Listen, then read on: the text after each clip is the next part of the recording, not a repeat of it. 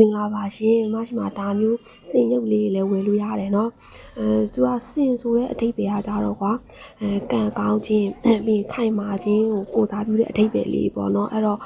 ကိုယ့်ရဲ့ဒီချစ်ရတဲ့သူတွေကိုလက်ဆောင်ပေးတာပဲဖြစ်ဖြစ်ကိုယ့်ရဲ့အိမ်ရုံးခန်းတွေ